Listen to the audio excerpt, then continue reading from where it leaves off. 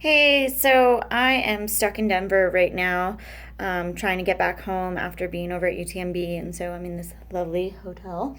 And I felt like it was probably time to talk about my UTMB experience. Apparently, I have so much to say that I can't fit it all on my Instagram, so I figured I'd just make a video talking about it. UTMB, obviously, a lot of you probably know it's a pretty big deal to me.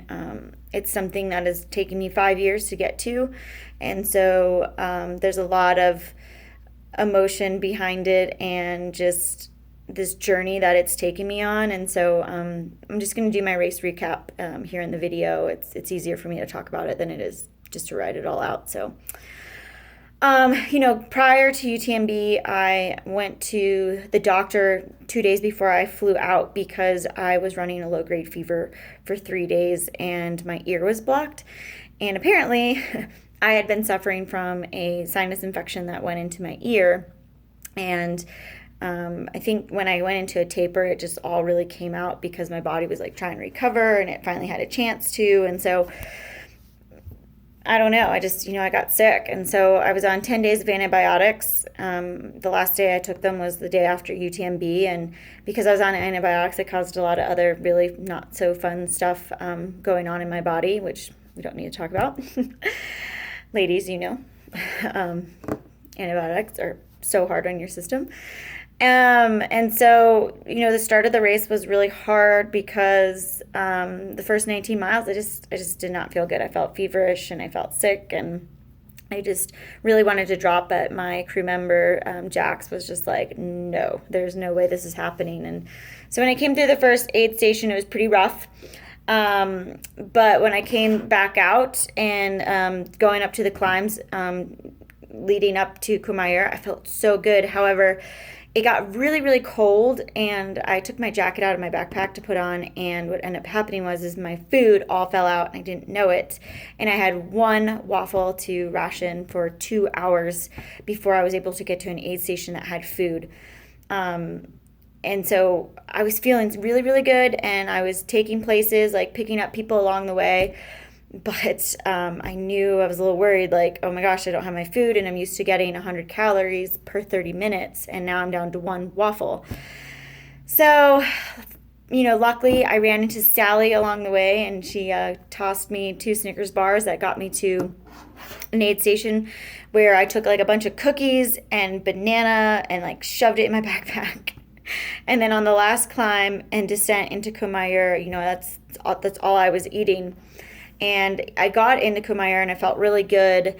And, it was nice because I picked up a lot of places. I just made the mistake that I didn't stay in the aid station long enough in Kumair and like rest and refuel. And I came out of there because I was anxious because I knew I was feeling better, that I wanted to pick up places. And so I like went really hard up that uphill. And I think, the bonk started to happen because the 2 hours before that, I didn't have enough food in me. And then I was like, trudging on like pretty hard, and I lost my downhill legs. And that's kind of like when things started to get really real for me out there. The aid station before Col Ferret, I had to stay there for 45 minutes. They would not let me leave because I looked pretty bad. They said I was super, super pale, and I was a little woozy, not maybe with it, but I just wanted to keep moving, and like that's just kind of like how I am. I got to keep going to stay warm. But they made me put all my clothes on, and they made me eat a lot of food, and so I started up that after 45 minutes, but the momentum of the race was gone for me, and mentally I couldn't get it back. And that 30K down and then up to Champaillac, I was done. And so then for like the next 3 hours, for whatever reason too, I couldn't keep my food down. I was throwing up, or I wasn't eating enough, or I didn't feel like eating. And so therefore it was a bit of a bad situation. And so the race just went downhill from there. I lost my momentum. I lost my mind.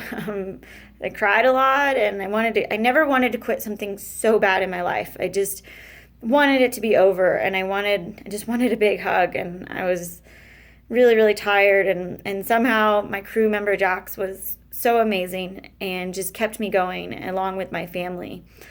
And it was just really, really hard.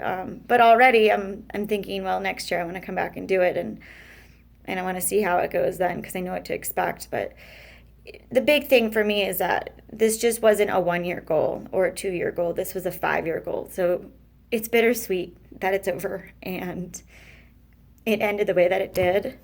I lost my two very close girlfriends 2 years ago, right before CCC. And so this race has become emotionally charged because I always felt like this was my way to honor their life and to connect with them. So there's that going on. And then my personal life after the race kind of fell apart too.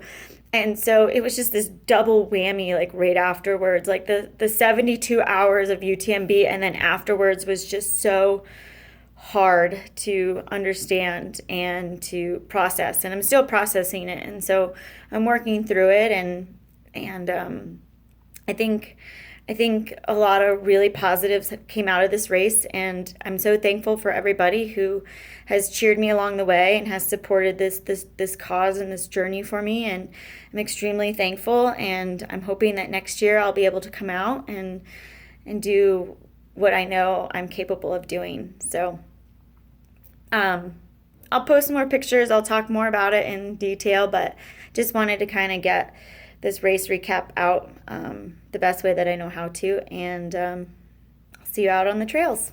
Bye.